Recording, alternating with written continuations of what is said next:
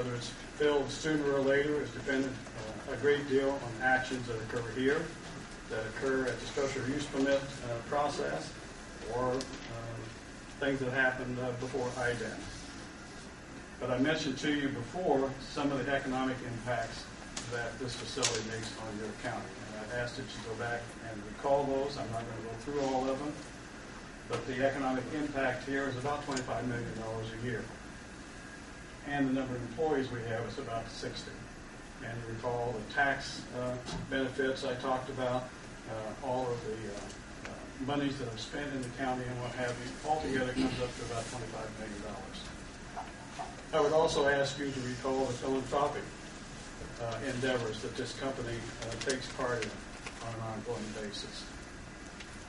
I would also ask that you recall the support, the maintenance, and containment of the old county dump, which is still being done on an ongoing basis.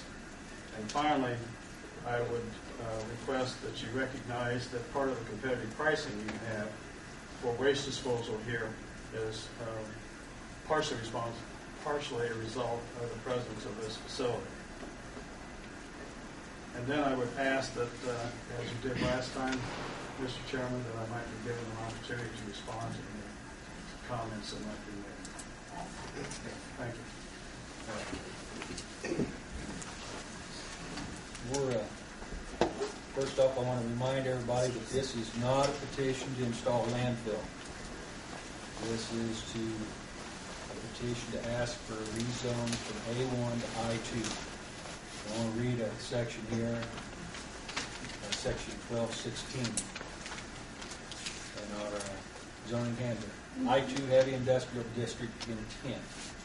The purpose of I2 Heavy Industrial District is to provide for those types of heavy industrial uses which have extensive outdoor storage requirements, require large movements of vehicles and goods, and cannot be accommodated in I1 district. Uses in this district involve heavy equipment, machinery, or other products which require sufficient infrastructure and result in substantial economic impact.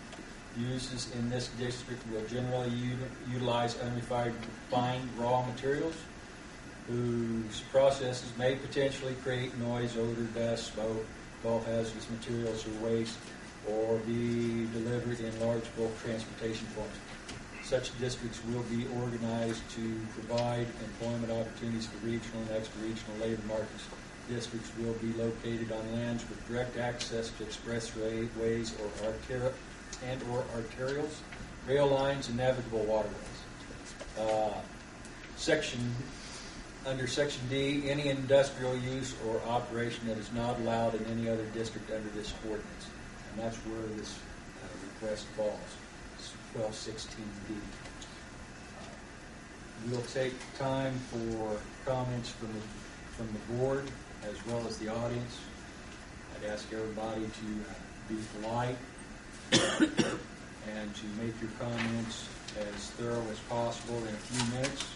And then we would ask that you try to limit your turn to once at the podium. But the first thing we will do is we'll accept questions and comments from the board.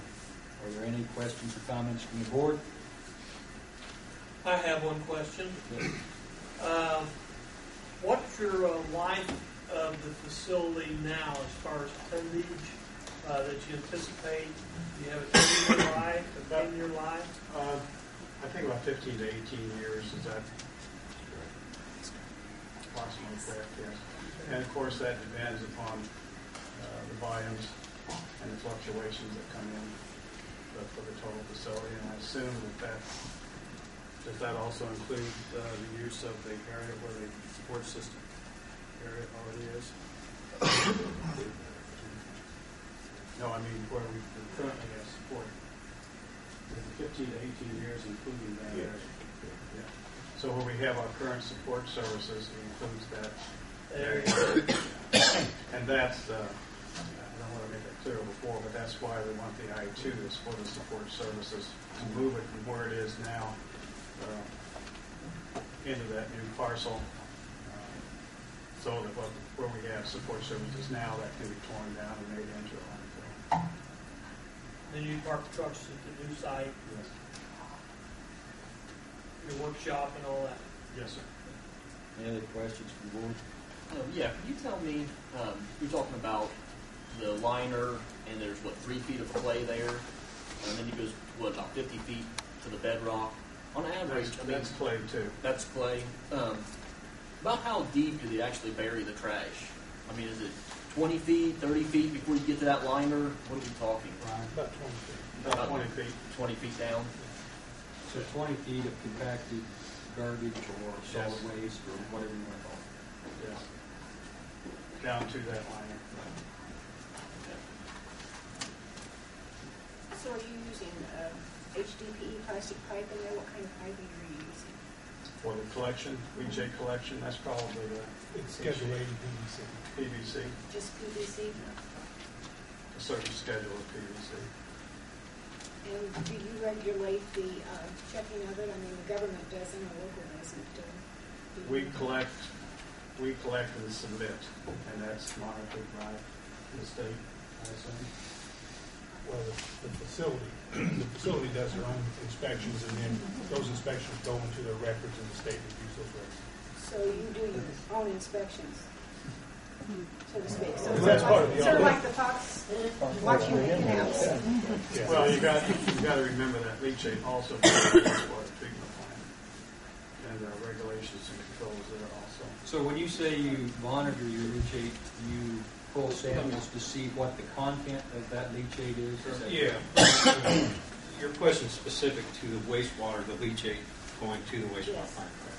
Yeah, that's sampled weekly, and those reports are then submitted to the city on a And monthly you basis. sample them, though. Right. We pull a sample, we send it to an independent lab, and then those results are reported to the city on a monthly basis. The city, Just using through the wastewater permit, the city has the right at any time to come out and pull their own sample, and they do that periodically throughout the year. But the regular report is a weekly sample with a monthly report to the city.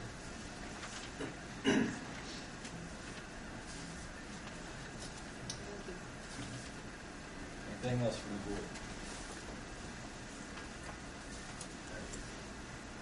When you come to the podium, anybody with comments, please come to the podium, state your name for the record, and ask that questions or comments from the clerk be directed to us, and we will give the gentleman from VEX a chance to answer those questions. Thank you, Mr. President, members of the Commission. My name is Dwayne O'Neill, and I represent several of the surrounding property owners who will be directed by this proposed dump. And it is a landfill. I think I suggest it's a fantasy to believe that we're not here in the first step towards establishing a landfill. Mr. Garcon states that that's not what we're here for. All he has to do is make a written commitment that this property will not be used as a landfill, and we can solve everything now. Will you do that, Mr. Garson? Excuse me. You were not here last month, but I indicated last month that this is the first of probable steps, and I indicated To establish a landfill. eventually we will come back to the county and ask for a special use permit, and then we will go to IDEM. But that's not why we're here tonight. All right. I contacted Mr. David Newman, and he was most gracious to provide me with the information regarding this petition. I found that the request for the most intensive industrial use that the zoning ordinance allows essentially violates the vision of your comprehensive plan, a plan that was adopted a mere 3 years ago, I believe. With respect, please allow me to remind the members of the Commission some of the important highlights of that plan. The plan considers a 20-year period for a definite course of action to guide present and future decisions. Residential development is planned for the south and east of Greensburg, the area that the landfill is proposed. Your plan states that our strong identity as a farming community is reflective in our commitment to become good stewards of the land in order to protect and enhance the quality of life for all our residents and future generations. The comprehensive plan makes several statements about avoiding conflicting and incompatible uses